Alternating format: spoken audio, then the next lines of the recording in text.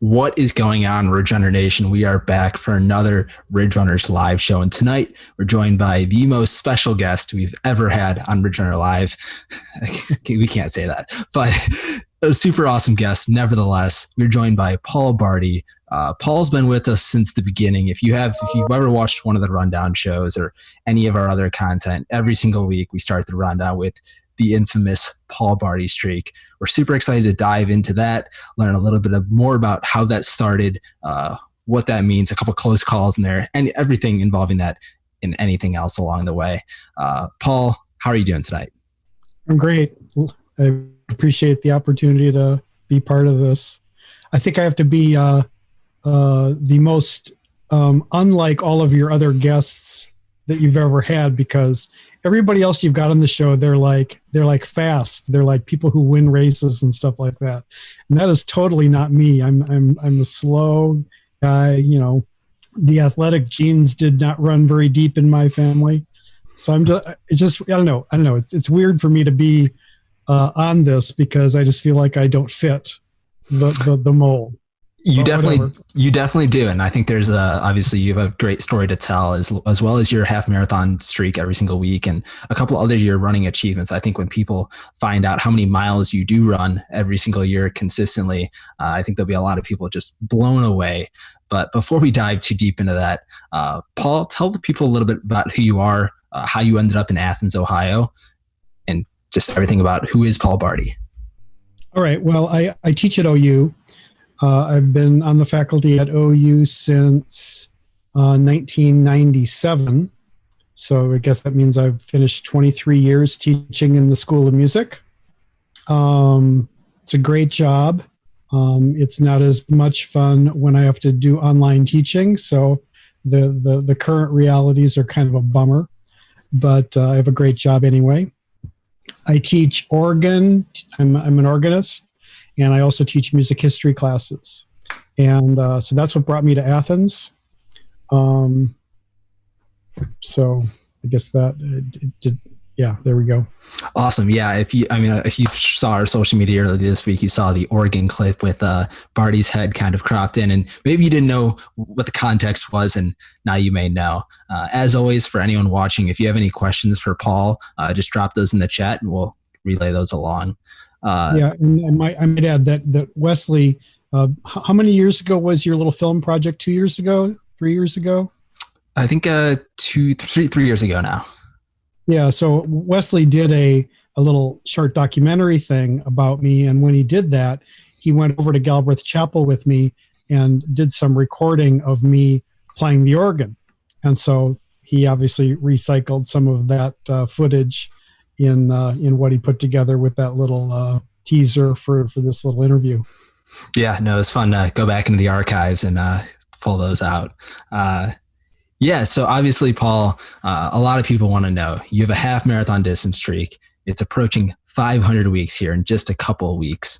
How did this get started? What was your first run like? How did you make the conscious decision, I want to run a half marathon distance every single week until forever? It probably really kind of started accidentally. I don't. When I started it, I said I'm going to do this every week, and probably if you look back prior to that, I had done it, for a few weeks, preceding that. Although, that streak started in December of 2010, and I ran my first half marathon only in August 2010. So it didn't go back, obviously very, very far. And again, I know that the week immediately prior to that week in December that I didn't do one that week for whatever reason. So it just sort of became something that I did every week. And there have been many weeks when I've done 2 or 3 or 6, so they're a lot more than just the once a week, but the once a week thing kind of became one of my, must do kind of things on my list as a runner. And, again, it's one of several streaks that I have kind of going. And, maybe we'll talk a little bit about others there as well here in a bit. But, so you already mentioned there have been some times when that streak definitely was in jeopardy. and I'll mention a couple of those. Probably it was about 3 or 4 years ago that I had a bout with plantar fasciitis. Actually, it might be even 5 years ago. I don't know. It's been a while. And during that, when I was fighting with plantar fasciitis, there was a Monday that I did my half. And as you're aware, Monday is the day that the weekly half happens most often. And that's sort of just kind of a get it done at the beginning of the week. I don't have to worry about it for the rest of the week. So there was a week that I did it on a Monday, but I was fighting with the plantar fasciitis. And so, like when I had plantar fasciitis, usually after I ran a half a mile or a mile, didn't bother me so much. But on that particular day, it was bothering me a lot in the run, and finishing the run was really tough. And so probably the week after that, it probably wasn't until Friday or Saturday that it got done. And it was sort of like just trying to just sort of baby myself along and, get recovered enough so that I could follow up and do it the next week. Probably the closest that streak came to getting broken was a little bit more recently than that. I'm going to guess this was maybe 3 years ago. And on that occasion, for some reason, maybe I was traveling in the first part of the week or whatever. So I had settled on Thursday as the day that I was going to do the half. And the Thursday run was, I think, with Hugh, maybe with Robbie Hunt. And I turned my ankle on the run bad.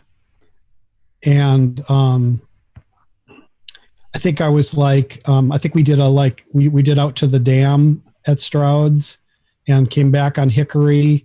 And I think I was near the west end of Hickory and turned my ankle and ended up walking home from there and not finishing the half. And, thought, there's no way I'm going to be able to do it in the next couple of days. And on Friday, the day after that happened, I went out and I think I ran like a mile, because again, another streak I have going is a 6-day-a-week thing. So I wanted to get at least out and do something. And so I did a pathetic, on the streets around my house, 1 mile at, probably 15 minutes or something like that. So it was crazy slow. And so then on Saturday, I pretty much was resigned to, I can't do it. But I went out, ran a mile, and thought, well, it's not feeling too bad. And again, that was just in the neighborhood initially, but then I headed out to the bike path and I thought, well, I'll go do a couple miles, see how it feels. Started, I think, going eastbound, like out toward Walmart on the bike path. Came back toward home again and still was feeling okay. So I just thought, well, I'll just keep going, see how it goes, and continued on the bike path, then out toward campus, circled back home, got it done. Again, I'm sure if I looked at the pace for that one, it was probably 13, 14, something really ridiculously slow. But I did it.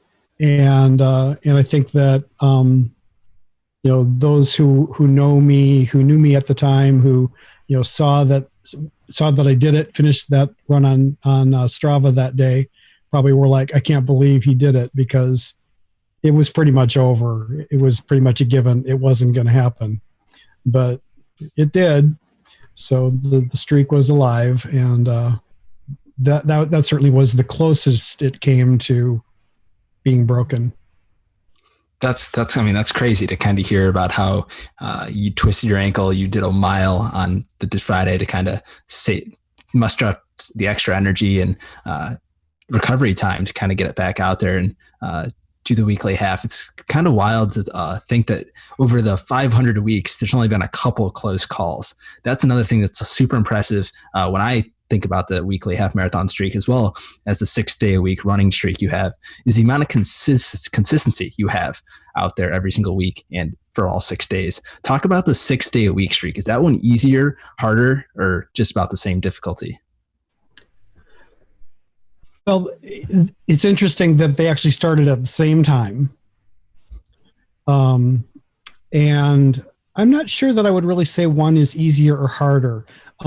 The 6 day a week thing becomes challenging when I'm traveling because, I mean, for example, there was one day that I was Christmas time, I suppose it was, or January, winter time in any event. And I was flying from Minnesota, which is where I grew up and where my family lived. I was flying from Minnesota back to Athens.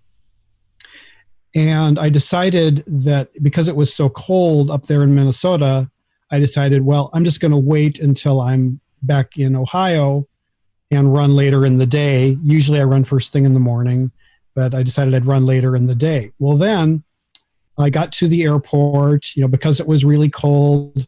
They were doing the, de-icing thing on the airplane at the Minneapolis airport and got delayed. And so I missed my connecting flight into Chicago. And so they put me on a later flight. And I'm looking at it and thinking, the flight was scheduled to arrive in Columbus like at 10 p.m. or something like that. And I'm thinking to myself, I don't know if I'm going to get back to Athens by midnight. So I decided to run in the Chicago airport. And I did not have I had checked a bag that had my running stuff in it. So I had dress shoes on.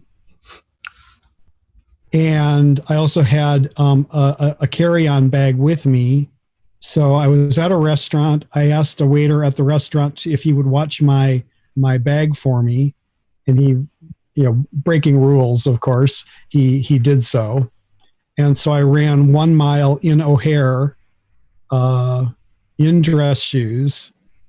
So that's certainly one of the times when the daily thing was in serious jeopardy. And then there have been other times when I've been like, had a plane to catch or had a train to catch or whatever, that it was like, it's sort of a hassle. I've got to get a run in, even though I've got this 7:00 flight I've got to catch. So there are times when it's just inconvenient, I guess is the word I would use to get that done. I think probably at some point these streaks are going to come to an end. I should also add, just to this, I know, but others watching here may not be aware that my daily thing is 6 days a week, and I don't pretend that's a lot of people will say, and fairly enough, it's not a streak, and because a streak is running every day, and I get that, and I've never claimed otherwise. I've never tried to pretend that I was running 7 days a week. I never have. I don't run on Sundays, but I've run every day except Sunday, going back to, again, December 2010.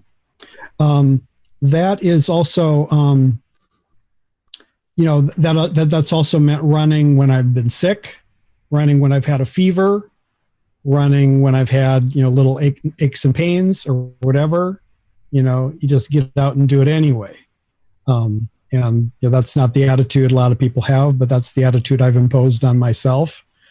Even some of my good friends, my running buddies, sometimes think I'm a little bit obsessed. So I probably am with these routines that I've gotten myself into. But I don't know. For me, they in a way are kind of a motivation unto themselves.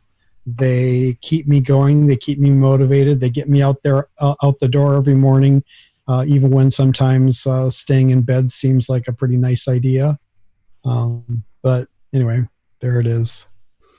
Yeah, I think Erla Pearl recently said that he ran 7 days in a row, I believe, and he said he beat the Barte streak or something along those lines. Well, I don't think he broke it, because I don't think he ran on Sunday either. But I think he said he matched the Barte streak. Matched the Barte streak.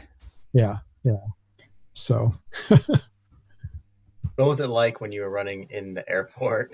Just kind of curious. Dress shoes, like the looks on people's faces, like. Oh, it was a little weird, but sometimes people are hurrying through an airport because they've got a connection to make or whatever. So, so people running, in the airport in dress shoes is probably not that weird. I mean, if they knew why I was doing it, they would probably find it weird. But yeah. Also, I was having a little bit of Strava trouble or Garmin trouble, I should say, with that, because it didn't like to keep my connection very well as I was running there, because it's semi indoors, and so it didn't track it very well, but it did adequately. You should have kept your carry-on bag, because then it would have made it look the part a little more like you were just running to catch a flight, just back and forth. Right. Yeah, well, you guys are probably too young, but do you remember there was a O.J. Simpson commercial where I think it was for like a rental car company that showed him like running through an airport and leaping over people, stuff like that? Does that strike a bell with either of you guys? Nope. I've seen a couple of his, but not that one. I bet if you go on to YouTube and look for O.J. Simpson rental car ad, you'll find a clip of that on YouTube. Probably everything's on YouTube, right? Pretty much. Yeah, I mean, if we're on YouTube, everything else has got to be on YouTube. Exactly. Paul, there's another streak that we haven't mentioned yet, but I think it's almost more impressive than the other two that you have mentioned so far, and that is your 3,000 a year, 3,000 miles per year streak. And I believe that, I don't know how many years that one's going on. I think basically since you started running. Touch on that streak and what that's like to maintain every single year to run 3,000 miles consistently. Yeah, I started running in 2010, so I actually just started running just a little bit over 10 years ago now, and started running in January that year. But the 3,000 mile thing started in 2011.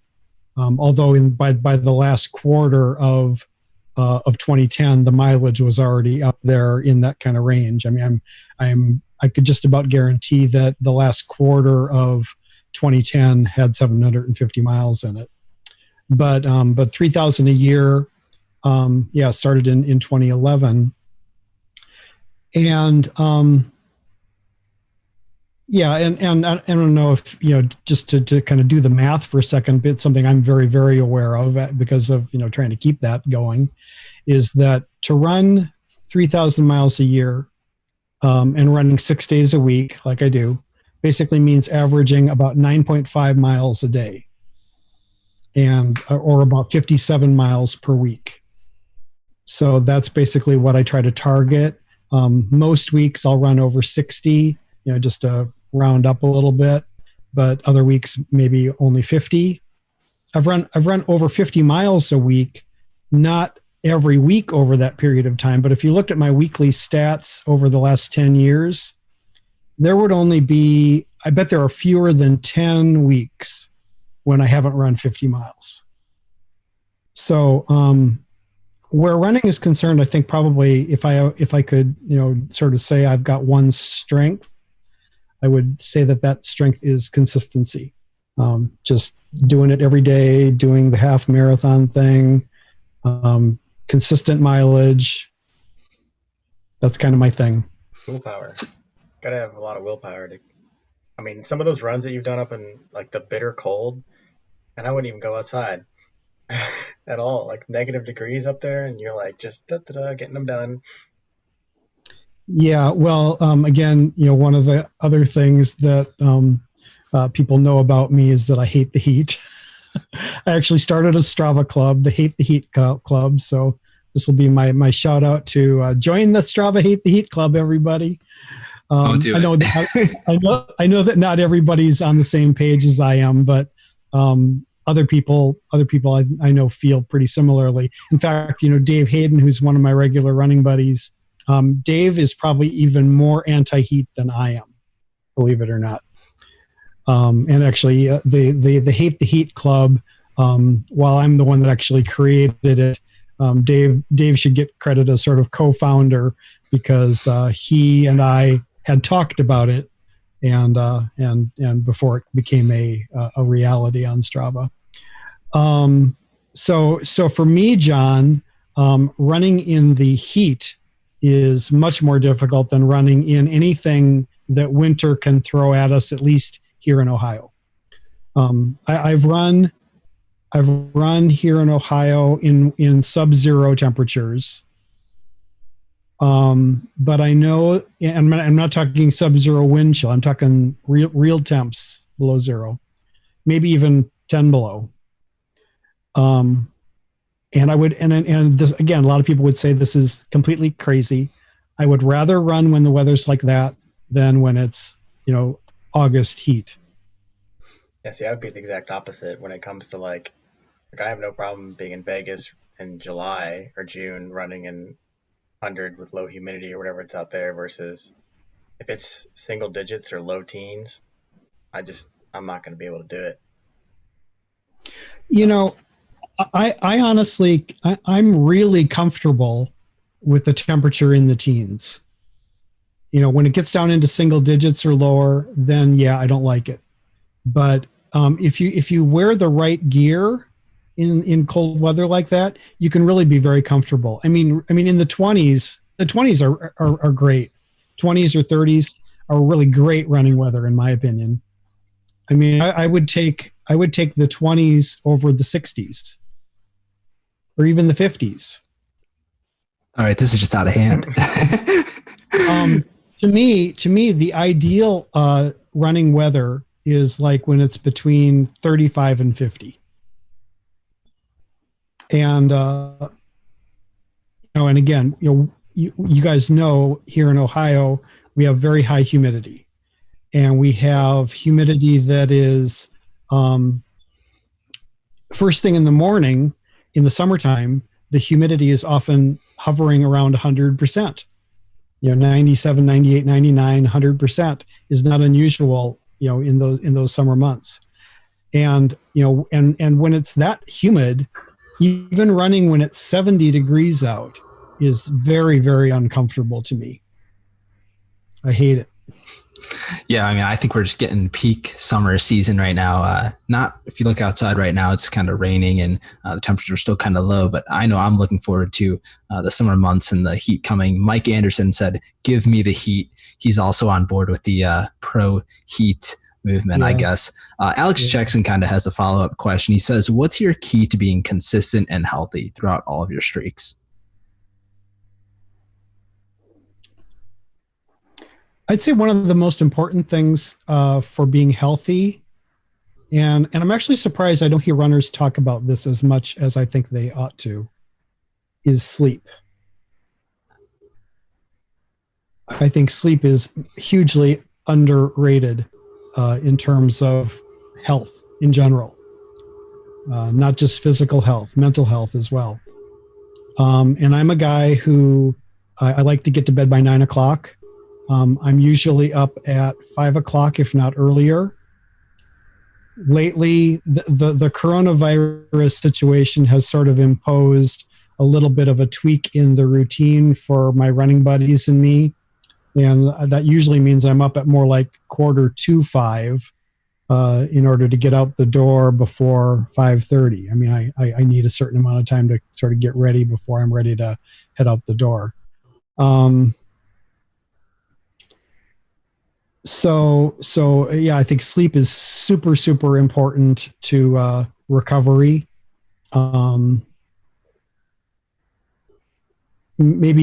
Repeat what Alex had said there. Just consistency or what's the key to being consistent and healthy? I think you got the healthy part. What's the consistency part? Is it, part of the consistency thing, I think, is just, you're going to do it. I don't wake up in the morning and think, am I going to get up and run this morning? I decide that before I go to bed. It's just not even a conversation. It's not even an internal debate, and it never is. And when I'm traveling again too, I might mention here that were it not for the coronavirus situation, my runs for the last 3 days would have been in Venice. And my run tomorrow would be in Venice before I head to Paris. And so that would have added 2 more countries that I've run in. France and Italy I've not done it there yet, but very disappointed about that trip being canceled. But I'm thinking about a year ago when I went to Germany, that my plane arrived in Munich. I got to my Airbnb where I was staying, and what's the first thing I did? Put my running clothes on and went for a run. Very first thing I did as soon as I got there. And again, it's just sort of like you decide that's what you're going to do and you do it. Definitely. And you kind of touched on it a little bit, but you do have quite the training partners that join you on most of your early morning runs. Let me just add one other thing before we go there. You were asking about the other streaks and about, what's the harder streak to keep. Well, another thing that's entered into my mind that may jeopardize one of my streaks is that I am toying with, again, depends on what happens with COVID and so forth, but there's a chance that I might be spending some time in Australia later this year. Well, when you're crossing the international date line, that could present a problem for getting a run in one of those days, just in terms of, what the schedule's doing. If I'm on an airplane that leaves on Monday and by the time it gets to Australia, it's Wednesday there, then have I missed my Tuesday run? Yeah. So that could happen. So we'll see. I'll even with such a trip, I will do whatever I can, including running in the airport or whatever, to run up and down the aisles in the airplane. That was literally the next thing. I'm like, you're not going to just let that go. You're going to be running laps on the airplane. Yeah, I don't know. I don't know that the flight crew would let me get away with that for very long. Just like every 10 minutes or so, just keep the clock running. It'll be like a 60-minute mile, and just get up and walk the distance. It might take more hours actually. Yeah. But yeah, transitioning into your running partners, talk about who you run with on a daily basis. What's it like having them obviously as accountability partners to get out the door every single day, and what that was like? Yeah, well, I've had a bunch of different people that I've run with over the years, and it goes back to when I started running in 2010. It's easy for me to remember the very first day that I ran, January 19th, 2010, because it's the day before Ben Ogle's birthday, and Ben was the guy that I started running with, and so I know his birth date, and so it's always easy for me to recreate in my brain what's that first day that I started running. And when I first started running with him, we met at church, and we would go and do initially a little bit less than 3 miles. When I started that very first run, but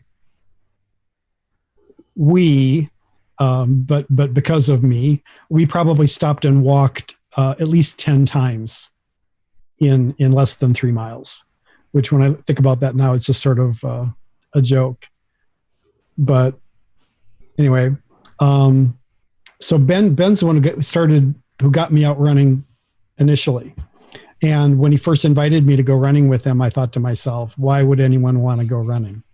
I couldn't imagine that this was something that I would actually, become, not just something that I do, but it's beyond that for me. Running is not something I do. A runner is something that I am, if you understand the distinction that I'm making there.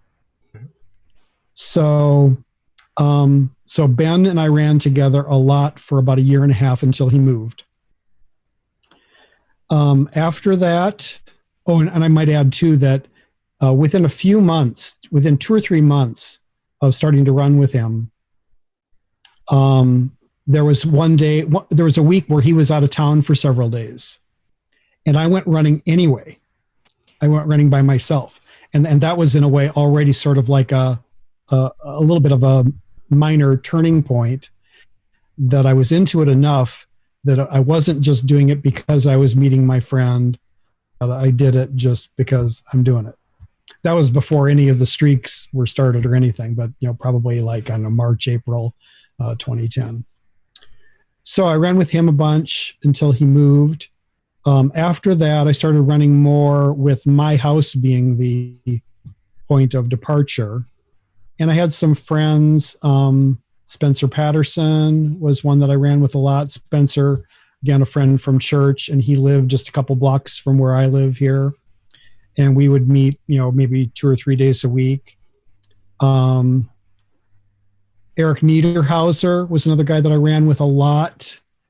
And again, a friend from church. And Eric lived over on Richland Avenue, like just a little bit south from where the OUN is.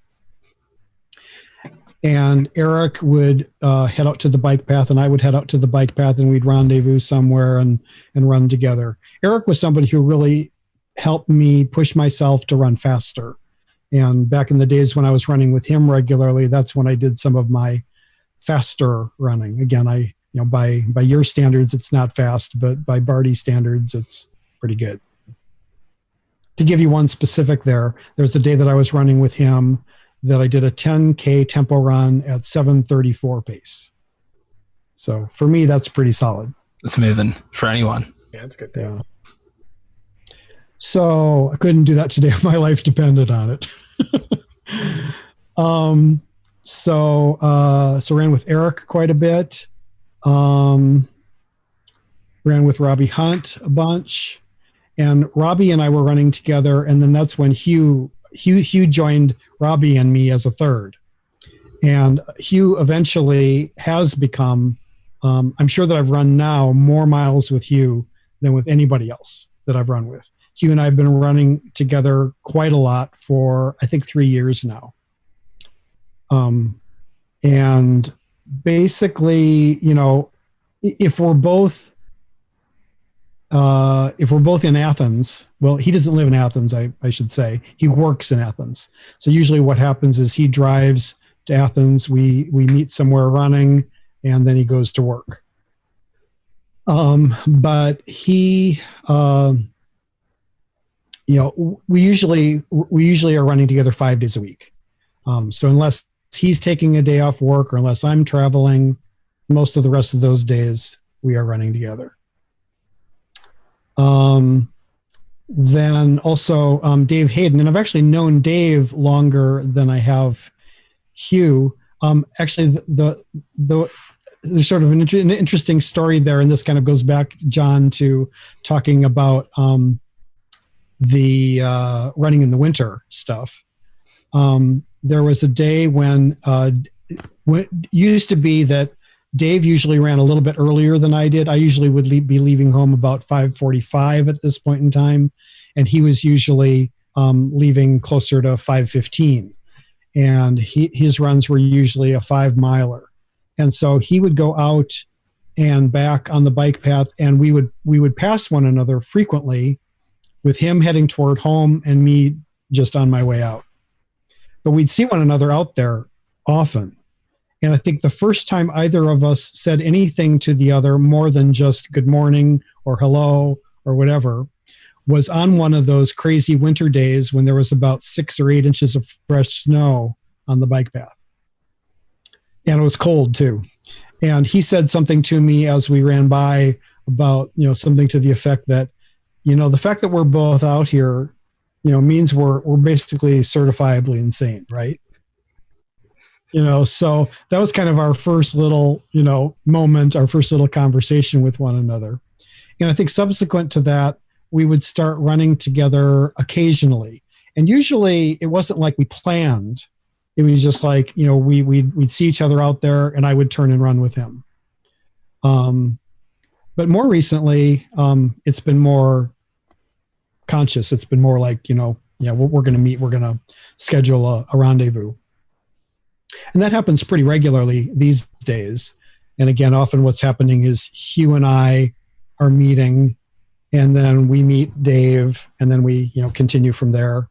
And we do Dave's 5 miles with him, and then we do whatever we're going to do sometimes, usually in addition to that additional mileage.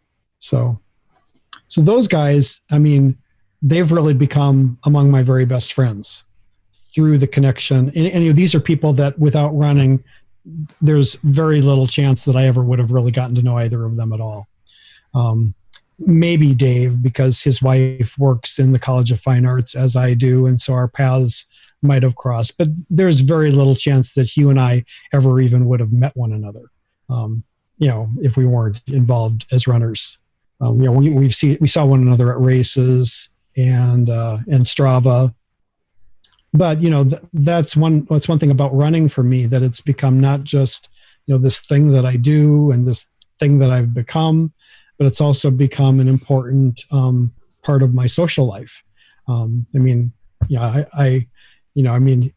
Wes, I would never have met you, obviously, without the connection of running, and other people like Michael Owen and JB, and I could go on and on. But lots of people that I've gotten to know, some of them only rather superficially, but some of them pretty well through running together.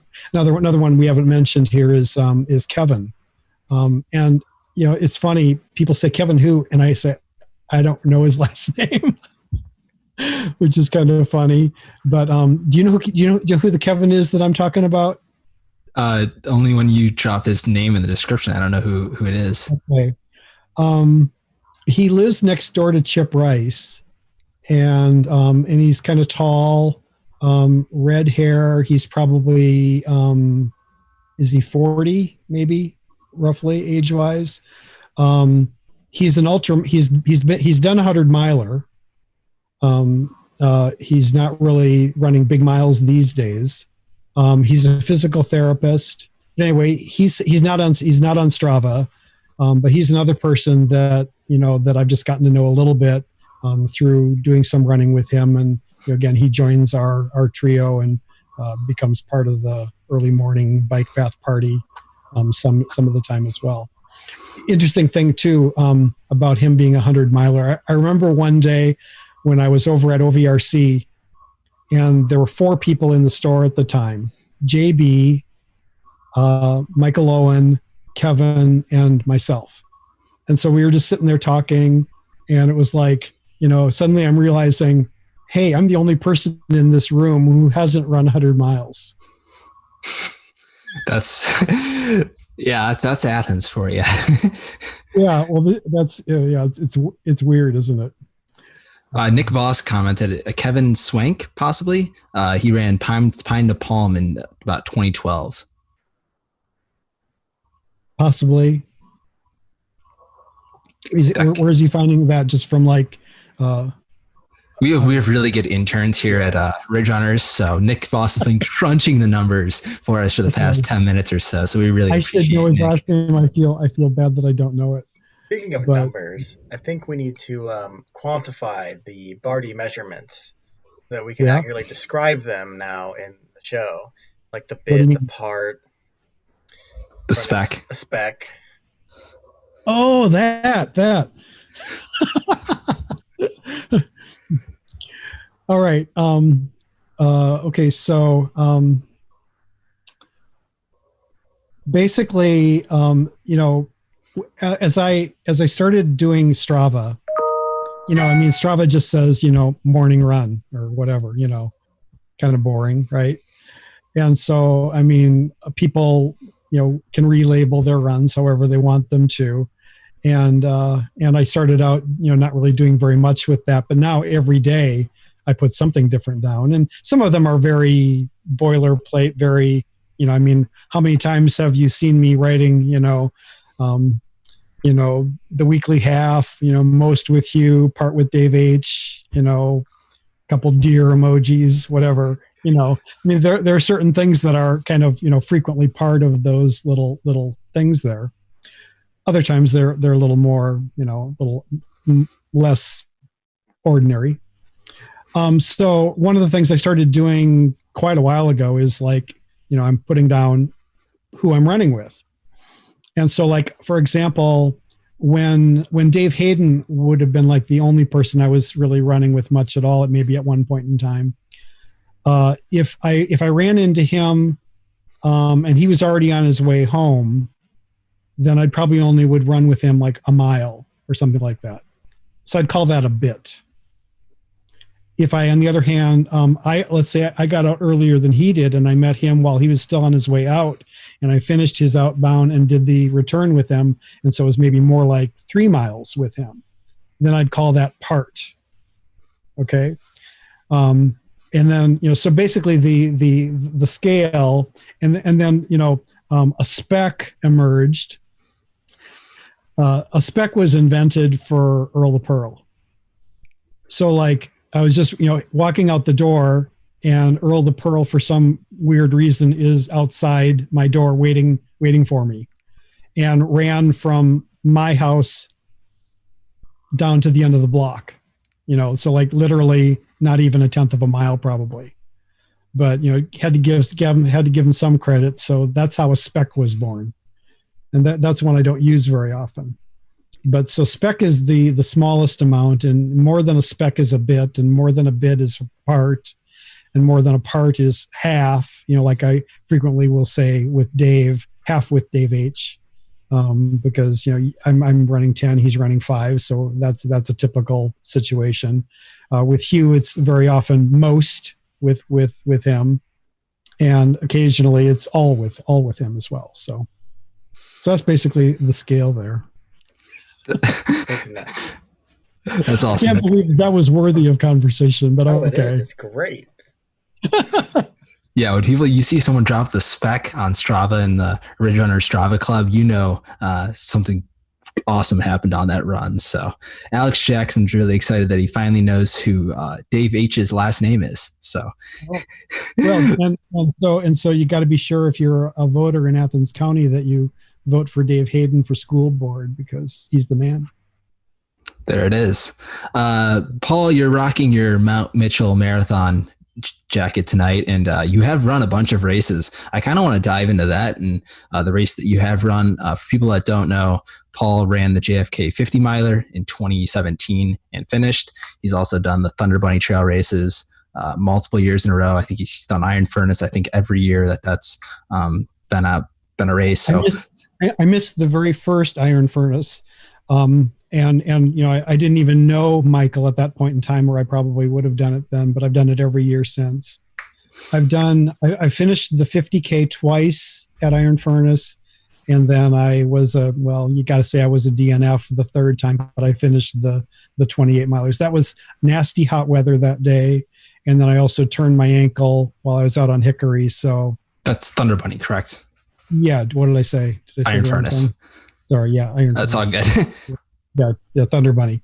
So, I've finished JFK twice. I've done JFK in 2012 and 2017. In 2012, actually, that's actually both of those are kind of interesting stories. First of all, in 2012, you got to understand that I'd only been running for a year and a half. And furthermore, I didn't know anybody. I didn't know any ultramarathoners. So the fact that I signed up to do an ultramarathon is kind of weird. And that says something about how I kind of, how I quickly got from doing, I did my first half marathon, August 2010, Parkersburg half marathon. I did my first marathon 3 months later in November 2010. And then a year later, I'm doing a 50 miler. So especially for somebody, you guys probably can't really appreciate this, because I can't emphasize enough how unathletic my genes are. Okay. Nobody in my family does anything athletic. That's just not, and growing up, I played some tennis, but I was never on any kind of an organized sports team, not even like when I was 6 years old or anything, nothing, zero, zilch, nada. So the fact that I've gotten into doing running to the degree I have is kind of amazing. So anyway, finished the 2012 JFK, and the 2017 JFK, I would say that's one of my two proudest results as far as being a runner is concerned.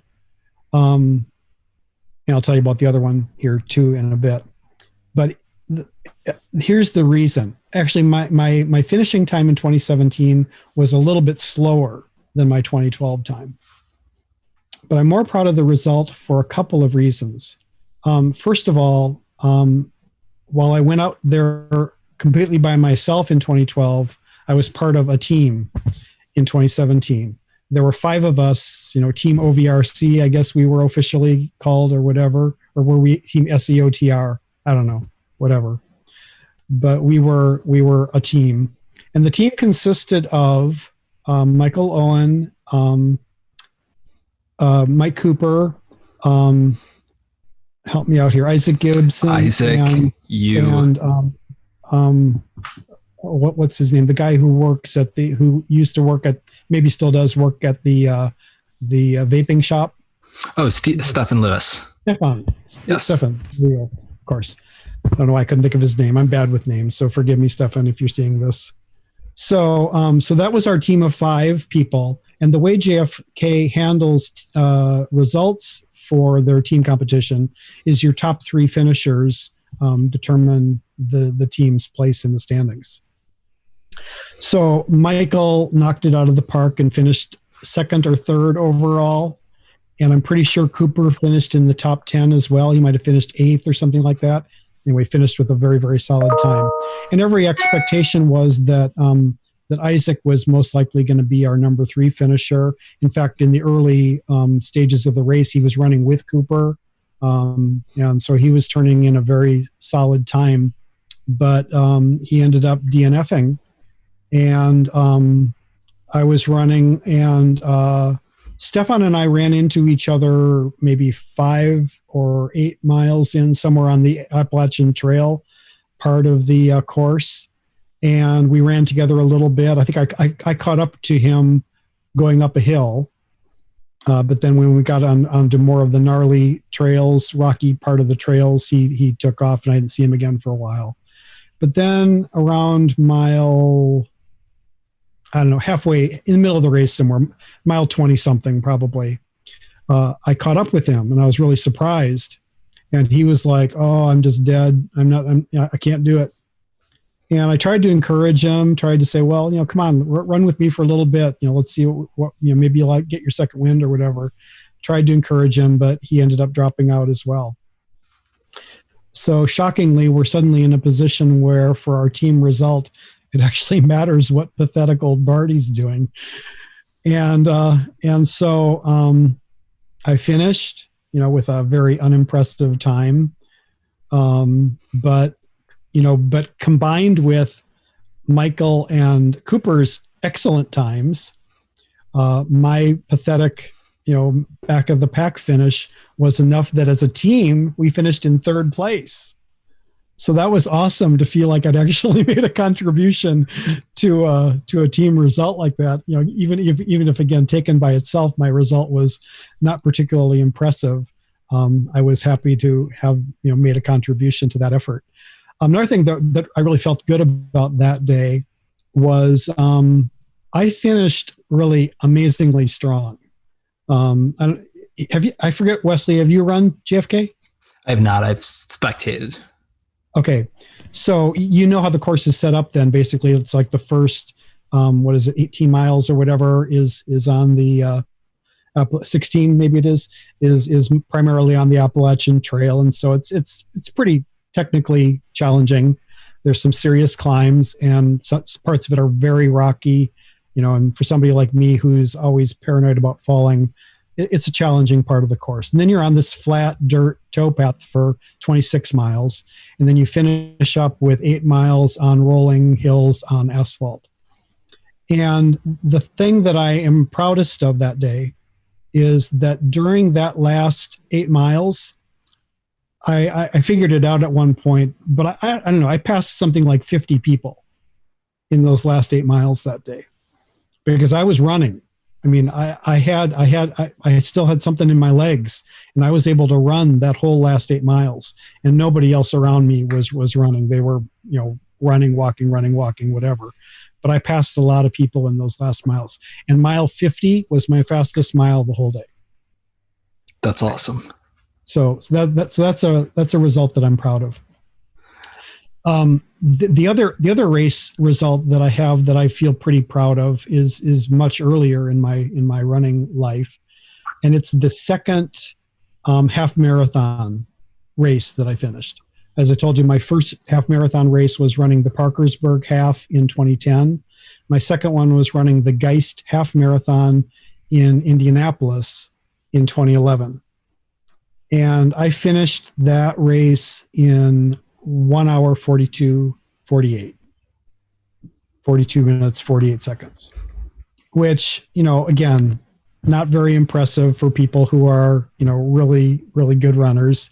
But for somebody like me, that's a really solid time. That's my only half marathon that is under 8-minute pace. And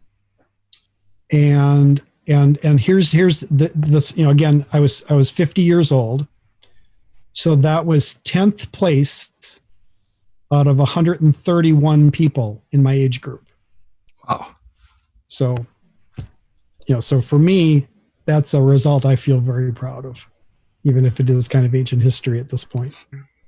No, it's just a couple days ago, right? Just the other day. Just the other day. Regeneration, if you have any questions for Paul before we wrap up here, drop those in the chat, and obviously we'll relay those along. Paul, you've been great having you on tonight. Really exciting to hear everything that you have said so far, and it's been a pleasure. Before you wrap up, I want to just kind of throw a couple rapid questions at you along with a couple from the chat. When you come into an aid station, what is one food that you can't leave without? You guys have talked about this with some of your other people recently, and then you who was it you had the little competition thing with, where you were each picking your 3 foods or whatever? That was a panel show. Yeah, one of your little panel things, and 2 of the things that I really like were kind of getting poo-pooed by you guys, so I hesitate to even mention them.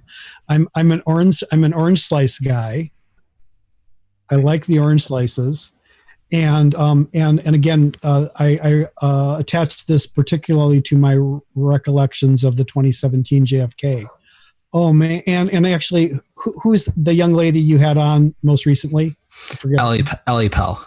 Yeah, she was awesome, by the way, and she mentioned this as well. The chicken noodle soup at the JFK. It was cold that day. And man, that chicken noodle soup was like the best thing ever. I told you how I felt strong those last 8 miles. That chicken noodle soup was awesome that day. Just revitalized me. I don't know. I give that a lot of credit that day. So those are a couple of things I really like. You still owe me an oatmeal cream pie. Story about that. So I was going to, I obviously, some people that don't know, I'm back in Athens right now, and I was at the store today and was actually looking for them to drop them off at your doorstep before the show tonight, so you could have them for the show. So you can be the first one on the show, but that is coming to you still. So no, you didn't even ask me what I'm drinking today. What do you have? I got a grape crush. Little grape crush action. That's awesome. Nick Voss, by the way, if you guys, someone wants to check on him, he's doing laps around his house right now because you said orange slices, and we destroyed that pick on the panel show, but he's so happy that you just gave him all the credit in the world for orange slices. And I voted for his, his little trio of things, because I think he also, didn't he have chicken broth or something as another one of his items too? I believe so. Yeah. Yeah. So I looked at his and I thought, yeah, those are the go-tos. So. And you guys were giving him a bad time about his choices. I remember that. Yeah, what orange slices. Check out that Regener live show if you haven't already. That was a blast. Paul, what is do you have a pre-race ritual, post-race meal? What are your kind of staples when it comes to that? Usually when I run first thing in the morning every day, I don't eat before I go at all. And so races are a little bit of a different ballgame because they're usually not starting as early. While I'm usually out the door at 5:30 or something like that, races are typically not starting until 8 o'clock or 9 o'clock or whatever. And so usually I have to switch things up a little bit. So, so if I'm out there running a race or something like that, I usually do a bagel and a banana or something like that as some pre-race food. But I can't really say. I don't run that many races, frankly. So that's not really something I've really got. And I'm definitely kind of I'm a pasta guy. So if I'm doing a marathon or an ultra marathon, I'm definitely somebody who's looking for some pasta the night before. As far as after races, whatever I want because I deserve it. Right. Yeah, obviously. So, so I don't know. What's go for it. What's your current, is the 50 mile your longest current run? Yeah, and I really don't anticipate that I'll ever do anything longer than that. When I hear about you guys who are, I mean, John, are you still got a 100-miler on your agenda? End of July. If everything goes well, I'm going for it. So we'll see what happens. Rating's a little lower than I was expecting, but I'm not going to give up, though. That's for sure. Yeah. Well, get out and do some early morning weekly halves. I may have to do one on Monday just to honor Paul Barte being on the show. Well, you'd be welcome to join us anytime. You live like over by the Athens Public Library or something? I used to. I actually just moved up to Northeast Ohio. Okay. A house up in the Kent area, so know that. I just saw that was where you were looking at your Strava stuff. I was seeing a bunch of runs out of there and thinking, but obviously you're not really kind of a morning person. Not really, but I've always tried to be a morning runner, but it's just never been a thing I've been able to check off. Yeah. John, if you did a weekly half, your mileage from the past couple of weeks would just triple in that one run. I don't know. Maybe I don't post everything on Strava. Oh, man. One of those people. You don't know. A ghoster. Take a page out of Lowen's book. Yep. He's a good playbook. You have to follow it sometimes. Yep. Speaking of Michael Owen, he has a question here. He says, when do you think the streak will end, Paul? Do you think it'll just be something that like you quit on, or how do you think it'll end? I don't think that the 6-day streak or the weekly half streak will be broken unless I don't have a choice. The 3,000 mile thing might be a different story.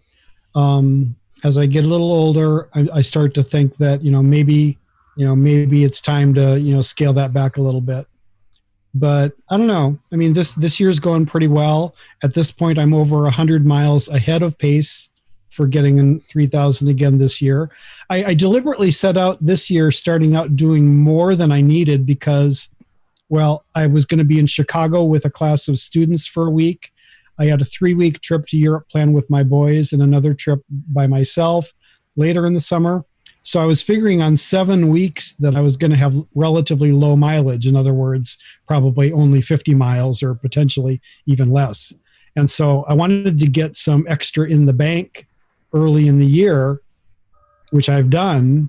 And now that all the travel stuff's been messed up, now maybe I don't need it. But anyway, been trying to stick with 60 miles pretty consistently over the last several months, and that seems to have been working pretty well. So yeah, as far as Michael's question is concerned, as far as the weekly half, the 6 days a week, I will do those as long as I can. I just can't see myself deciding to say no.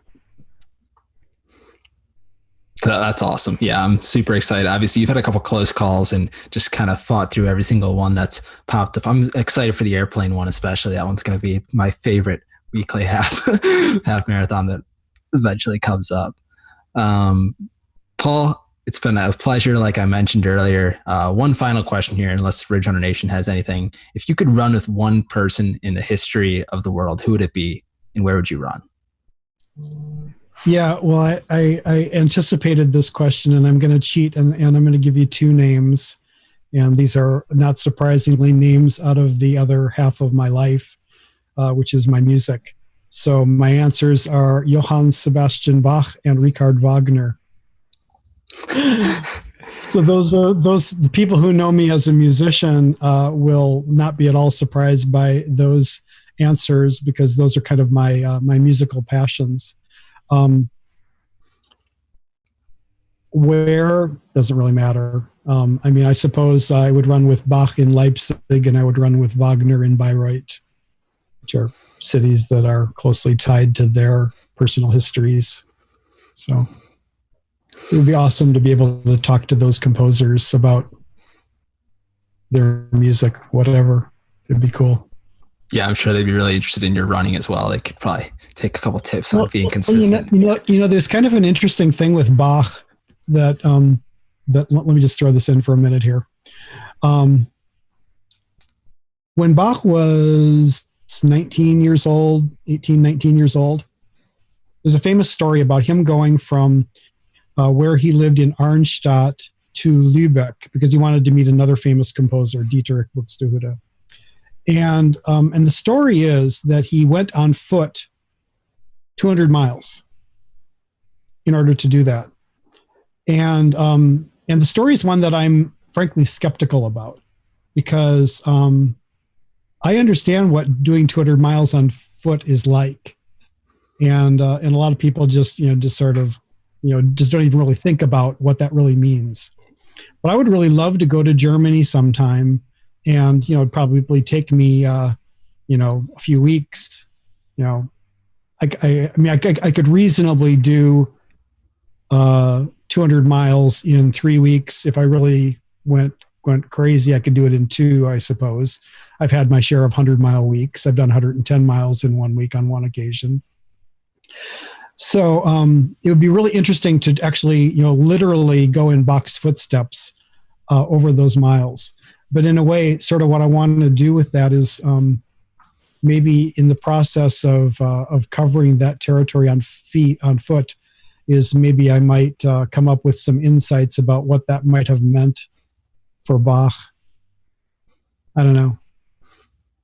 Yeah, that would be an epic journey to kind of go out there and do those 200 miles. I need somebody to go with me to do it so that I've got somebody else to help me with logistics and stuff like that. I don't feel like I can go there and just do that by myself. Because, yeah, well, and what I'm also thinking, John, is like somebody to help with stuff, am I going to like travel with everything that I need on my back, like just one change of clothes or whatever, and that's all I'm going to have. I don't know. It would be rough. So. That would be interesting, like large bucket list goal. Pretty cool. Yeah. Well, I've even thought about, making it something where I combined my running with music in a way and, maybe even like tried to find a way to make this like a thing that I do during a sabbatical or something. I don't know. It's probably never going to happen, but it's something that I've thought about. Are organs mobile? Like, can I hook one up on wheels and push it while you kind of run and play? Well, funny you'd ask that question because the answer is yes. Obviously an organ you've seen the one there at Galbraith Chapel, Wes, and obviously it's not mobile. But there are smaller sizes of organs that have different degrees of portability. They're very, comparatively speaking, very small organs that are called portative organs, where actually people would have think of it as a 18th century accordion where the instrument actually had like a strap that you could have over your shoulder and you'd pump the organ with one arm while you're playing notes with your fingers on the other arm. So I'll send you a picture. Perfect. Yeah. Obviously Original Nation Hour 2 is all about music and music history. We just turned the corner on Hour 1. So we got another 57 minutes here to talk all things music with Barte here. We were just getting warmed up, but no, Paul, we really appreciate you coming on the show tonight. It was an absolute pleasure having you on. Original Nation, if you don't follow Paul Barte on Strava, you have to go do that. We'll attach his Strava in the description of the video as well. But Paul's one of the best follows on Strava, and he's known to give out a kudo or two. So, yep, fair enough. Alrighty, Paul. Thanks again, and we'll definitely have to have you back on in the future. Thanks, guys. It's been fun. Thanks. See you guys.